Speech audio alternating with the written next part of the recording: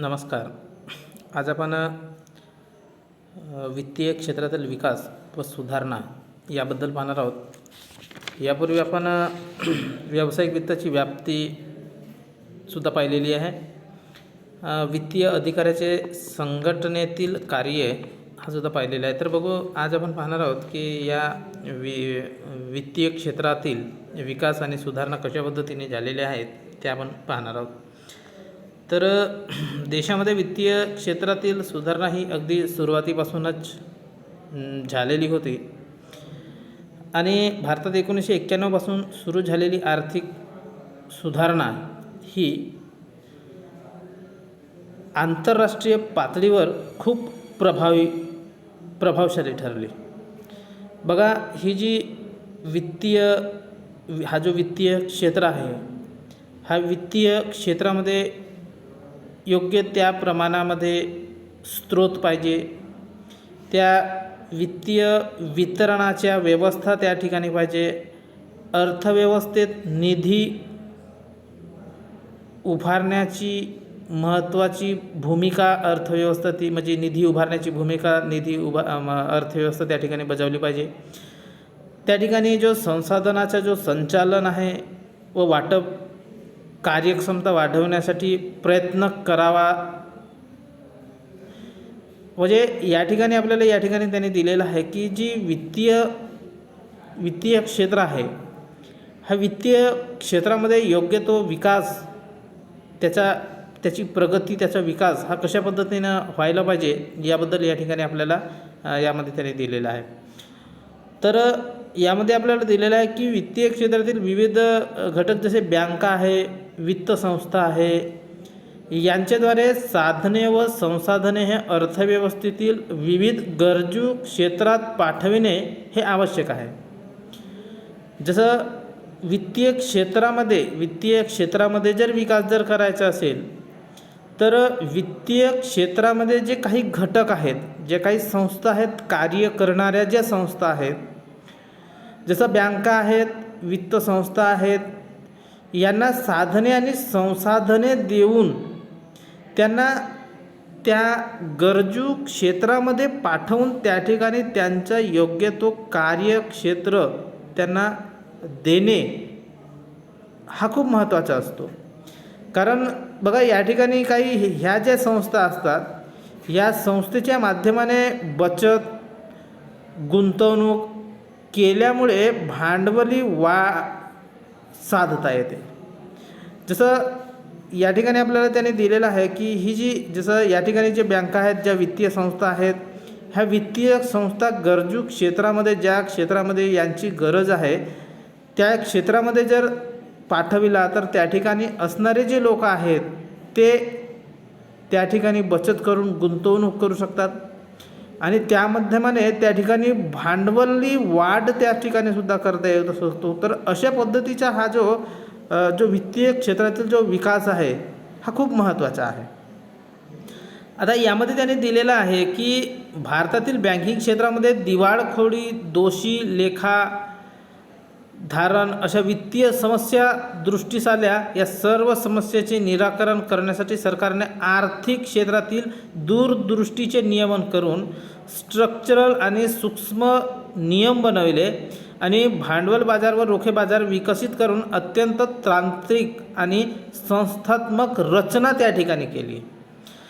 जसं यामध्ये आपण पाहिलेलं की 1991 पासून झालेली जी आर्थिक सुधारणा होती ही आंतरराष्ट्रीय पातळीवर खूप प्रभावशाली ठरली आणि त्यानंतर आंतरराष्ट्रीय अर्थव्यवस्था ही संकटात सापडली आणि म्हणजे ही जी अर्थव्यवस्था संकटात सापडल्याच्या नंतर या ठिकाणी भारतातील अर्थव्यवस्थेवर जास्त परिणाम पडला नाही. बघा, कारण या ठिकाणी काय झालं की त्या ठिकाणी असणारी जी वित्तीय क्षेत्र होता, हा वित्तीय क्षेत्र योग्य त्या प्रमाणामध्ये विकसित झालेला होता आणि म्हणून याचा जरी या आंतरराष्ट्रीय अर्थव्यवस्था ही संकटात सापडली होती तरीसुद्धा भारतीय अर्थव्यवस्थेवर जास्त विपरीत असा परिणाम त्या ठिकाणी त्याच्यावर पडला नाही.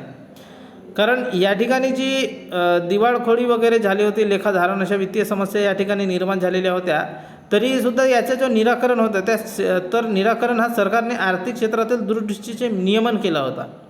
त्या ठिकाणी स्ट्रक्चर बनवलेला होता, त्या ठिकाणी सूक्ष्म नियम बनवलेलं होतं आणि या ठिकाणी जो भांडवल बाजार आहे, रोखे बाजार, या सगळ्यांचा योग्य तो त्या ठिकाणी तांत्रिक आणि संस्थागत रचना केली होती आणि म्हणून त्या ठिकाणी ती आंतरराष्ट्रीय अर्थव्यवस्थेवर जरी संकट आला तरी भारतीय अर्थव्यवस्थेवर त्या ठिकाणी जास्त असा विपरीत परिणामसुद्धा त्या ठिकाणी झालेला नाही. तर हा सगळ्या गोष्टी कशावर अवलंबून आहेत, तर त्या ठिकाणी असणारा जो वित्तीय क्षेत्र आहे, ह्या वित्तीय क्षेत्राचा योग्य त्या पद्धतीने त्या ठिकाणी विकास जर होत असेल तरच त्या ठिकाणी या अर्थव्यवस्थेवर योग्य तो असा विपरीत परिणाम पडणार नाही. बघू, या ठिकाणी आपल्याला दिलेलं आहे की त्यांनी जे वित्तीय क्षेत्रातील जे सुधारणा आणि जे विकास आहेत ते खालीलप्रमाणे आपल्याला या ठिकाणी दिलेलं आहे. पहिली दिलेलं आहे या ठिकाणी की रेग्युलेटर सुधारणा. बघा, भारतात केंद्रीय अर्थ मंत्रालयाने सतत देशाच्या वित्तीय क्षेत्रातील विकासासाठी आणि सुधारणांसाठी विविध प्रमुख धोरणांचे प्रतिपादन केले. बघा, याच्यामध्ये की हे जे वित्तीय क्षेत्रातील जे विकासासाठी आहेत, या प्रमुख म्हणजे धोरण त्या ठिकाणी जर बनवला तर त्या ठिकाणी असणारी जी अर्थव्यवस्था आहे त्या अर्थव्यवस्थेवर जरी अडचणी जरी आली तरी तिचा विपरीत असा परिणाम खूप जास्त प्रमाणामध्ये होणार नाही. बघू, सरकारने रेग्युलेटर संस्थांना अति महत्त्वाची जबाबदारी दिलेली आहे की भारतातील बँकिंग क्षेत्रावर नियंत्रण ठेवण्यासाठी भारतीय रिझर्व्ह बँक तयार केली व तिला अधिक स्वातंत्र्य देण्यात आले आणि securities of exchange board of India, म्हणजे ज्याला आपण सेबी म्हणतो, आणि विमा नियमन आणि विकास प्राधिकरण ह्या संस्था भारतामध्ये वित्तीय क्षेत्रावर नियंत्रण ठेवण्यासाठी अतिमहत्त्वाची जबाबदारी पार पाडली.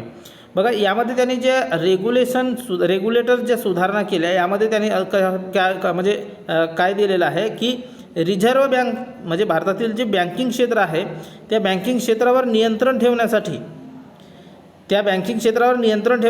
RBI तयार केली, तिला अधिक स्वातंत्र्य देण्यात आले. सिक्युरिटीज आणि एक्सचेंज बोर्ड ऑफ इंडियाची त्या ठिकाणी स्थापना केली. विमा नियमन आणि विकास प्राधिकरण ह्या अशा प्रकारच्या ज्या संस्था आहेत या संस्थांचा त्या ठिकाणी स्थापना केली आणि त्या ठिकाणचा असणारा जो क्षेत्र आहे त्या क्षेत्रावर नियंत्रण ठेवण्याचे कार्य या संस्था करू लागल्या. म्हणजेच त्या ठिकाणी योग्य तो विकास त्या ठिकाणी होऊ लागला.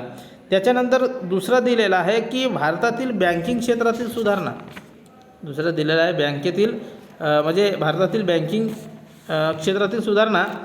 बघा, यामध्ये दिलेलं आहे की बँकिंग क्षेत्रातील सुधारणाचा मुख्य उद्देश हा संस्थात्मक काठिण्याच्या माध्यमातून स्पर्धात्मक वित्तीय प्रणाली, स्त्रोत कार्यक्षमता, निधीच्या वाटपात सुधारणा, लवचिक व सुधारित व्यवहार्यता निर्माण करणे हा होय. बघा, या ठिकाणी आपल्याला दिलेलं आहे की ही जी बँकिंग क्षेत्रातील जी सुधारणा आहे, ही बँकिंग क्षेत्रातील जी सुधारणा आहे, ह्या बँकिंग क्षेत्रातील सुधारणा की त्या ठिकाणी असणारी जी स्पर्धात्मक वित्तीय प्रणाली, स्त्रोत क्षमता, निधीच्या वाटपात सुधारणा, लवचिकता, सुधारित व्यवहार्यता निर्माण करून त्या ठिकाणी योग्य तो सुधारणा द्यावी. भारतात एकूण 80% बँकिंग व्यवसाय हा सार्वजनिक क्षेत्रातील बँका करत असतात आणि सार्वजनिक क्षेत्रातील बँका अजूनही व्यावसायिक बँकिंग प्रणाली संचालित करतात आणि त्यामुळे रिझर्व्ह बँकेने उदारीकरण प्रक्रियेचा भाग म्हणून विविध नवीन खाजगी क्षेत्रातील बँकांना सुद्धा परवाने दिले आहेत. आता बघा, या ठिकाणी जसं दिलेलं आहे की ज्या 80% बँकिंग जो होता तो व्यवसाय कशा पद्धतीचे करत की सार्वजनिक क्षेत्रातील बँका ज्या पद्धतीचा व्यवसाय करत त्या पद्धतीच्या करत होते, परंतु सार्वजनिक क्षेत्रातील बँका अजूनही व्यावसायिक बँकिंग प्रणालीची संचाली वापरत आहेत. म्हणजे व्यावसायिक पद्धतीने आपण कशा पद्धतीने त्या ठिकाणी जास्तीत जास्त नफा कशा पद्धतीने कमवता येईल याच्या माध्यमाने, म्हणजे अशा पद्धतीचा व्यवहार करून त्या ठिकाणी योग्य तो नफा कमवण्याच्या त्या ठिकाणी म्हणजे व्यावसायिक पद्धतीने व्यावसायिक बँकिंग प्रणालीच्या माध्यमाने जरी ते सार्वजनिक असले तरी. आता यामध्ये त्यांनी अजून दिलेलं आहे की रिझर्व्ह बँकेने उदारीकरण प्रक्रियेचा भाग म्हणून त्या ठिकाणी नवीन खाजगी क्षेत्रातील बँकांना सुद्धा परवाने दिले. म्हणजे का त्यांनी जे रिझर्व्ह बँक होती ती रिझर्व्ह बँकेने फक्त त्यांनी कठोर असे नियम त्या ठिकाणी बनवलेले नाही, त्या ठिकाणी उदारीकरण त्या ठिकाणी दिलं की त्या ठिकाणी वेगवेगळ्या पद्धतीचे बँक त्या ठिकाणी स्थापन करून त्या ठिकाणी वेगवेगळ्या पद्धतीने नफा कमवू शकतात, असं सुद्धा त्या रिझर्व्ह बँकेने त्या ठिकाणी उदारीकरण केलं. म्हणजे त्या पद्धतीचे त्या ठिकाणी त्यांनी परवाने दिले, जे लायसन्स म्हणतात. पुन्हा रिझर्व्ह बँकेने विविध औद्योगिक क्षेत्रातील बँकांना सुद्धा परवाने दिले. जसं जे औद्योगिक क्षेत्रातील जे बँका आहेत, जसं IDBI वगैरे आहेत, ह्या औद्योगिक क्षेत्रातील जे बँका आहेत, IFC वगैरे म्हणजे जे वित्तीय संस्था आहेत ह्या, तर त्यांना काय केलं की त्यांनासुद्धा परवानगी दिलं की योग्य त्या प्रमाणामध्ये ते सुद्धा योग्य तो नफा त्या ठिकाणी प्राप्त करता येईल. त्यामुळे अनेक बँका आणि औद्योगिक वित्त, रिटेल व्यापार, लहान व्यवसाय, कृषी वित्त सेवा इत्यादी कार्य प्रभावीपणे करू शकल्या आणि त्यामुळे सर्वात मोठा बदल ह्या बँकिंग क्षेत्रामध्ये झालेला दिसून येत असतो.